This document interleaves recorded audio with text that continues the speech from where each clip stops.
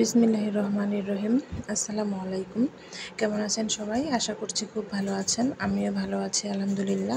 তো আজকে কি রান্না করব সারাদিন সেটাই আপনাদের সাথে শেয়ার করব। এই যে একটা সবজি, এই সবজিকে কী নামে চিনেন আমি জানি না। তো এই সবজিটা খেতে কিন্তু খুব ভালোই লেগেছিল। এটা আমার অনেক পছন্দ, একটু মিষ্টি মিষ্টি লাগে। তো এটা চিংড়ি মাছ দিয়ে রান্না করব। আর মেয়ে যেহেতু খাবে না, চিংড়ি মাছ দিয়ে একটু ঝাল ঝাল হবে, এই জন্য ওকে আলাদা একটু ভাজি করে দিচ্ছি, দেখি খায় কিনা। তো ও খেয়েছিল, খুবই অল্প দিয়েছি, ভাবলাম যদি না খায় নষ্ট হবে। আর এই সবজিটা আমার অনেক পছন্দ, নষ্ট করে কোনো দরকার নেই। তো আমি অল্প একটু ভাজি করে দিয়েছিলাম, জাস্ট দুপুরে খাবে, রাতে দুধ কলা দিয়ে ভাত খাবে। তো খেয়েছে সে আলহামদুলিল্লাহ। আর আমি এখানে ওই যে চিংড়ি মাছ দিয়ে রান্না করব, এই সেম সবজি। তো এই জন্য প্রথমে একটু পেঁয়াজ ভেজে নিলাম। আর এখানে আমি যে নর্মাল যে মশলা খাই প্রতিদিনই সেটা দিয়ে দেবো। হলুদ, লবণ, জিরার গুঁড়া, মরিচের গুঁড়া, সব কিছু একসাথে দিয়ে একটু মিক্স করে নেব। আর পানি দিয়ে দেবো অল্প, যাতে মশলাটা না পুড়ে যায়। আর এখানে আমি চিংড়ি মাছগুলোও দিয়ে দেবো। তো চিংড়ি মাছ আমি নর্মালি চিংড়ি মাছ দিয়ে যে সবজিটা রান্না করি, ওই সবজিটা সব একসাথে দিয়ে দিই এভাবে। চিংড়ি মাছটা আলাদা করে ভাজি না। আমার কাছে মনে হয় চিংড়ি মাছটা ভাজলে ওর ফ্লেভারটা চলে যায়। আর হ্যাঁ, এখানে একটু আদা রসুন বাটাও দিয়েছিলাম, খুবই অল্প। তো আমি যে সবজিটা দিয়ে দিলাম। এটা কার খেতে কীরকম লাগে জানাবেন। আমার কিন্তু খুব ভালো লাগে, মজা লাগে এই সবজিটা খেতে। তো আমি মিক্স করে নিয়ে ঢেকে দিব। আর এই সবজিটাতে আসলে পানি দেওয়ার প্রয়োজন পড়ে না, কারণ এই সবজিটা পুরোটাই পানি, ঠিক আছে।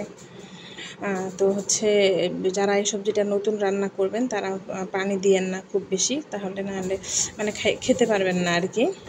আর এই যে মেয়ের ভাজিটা হয়ে গেছে, অল্প একটু করেছি যাতে একবেলা খেতে পারে। ও ভাতই খায় খুবই সামান্য।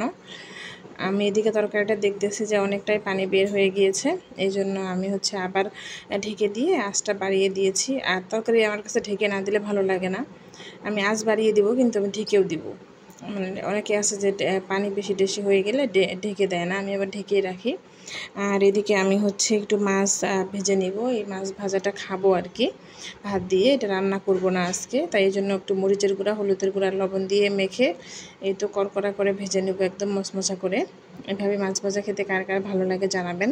তো আমি এখন এই যে মাছটা উঠিয়ে নিচ্ছি। আর এখানে আমি একটু ভেন্ডি ভাজি করে নেব। আসলেও আজকে 2টার জায়গায় 4টা হয়ে গেছে, অল্প অল্প যদিও লাগেই। মানুষ একজন হই আর দুইজনই হই, আসলেও করতেই হয়, ঠিক আছে। একজন মানুষের জন্য যে করব না এমনটা না, করতে হয় প্রতিদিনই। তো যা করি সেটাই শেয়ার করি। তো যে ঢেঁড়স ভাজি কি এভাবে করেন? আমি যে অল্প তেল ঢেঁড়স ভাজি করার চেষ্টা করি, কারণ ভাজিটা হয়ে গেলে না তারপরে তেলটা ছেড়ে দেয়, খুব বাজে লাগে দেখতে। তো কথা বলতে বলতে আমার রান্নাবান্না কিন্তু শেষের দিকে। ধন্যবাদ সবাইকে যারা কষ্ট করে আমার ভিডিওটি দেখলেন। Tata, bye bye.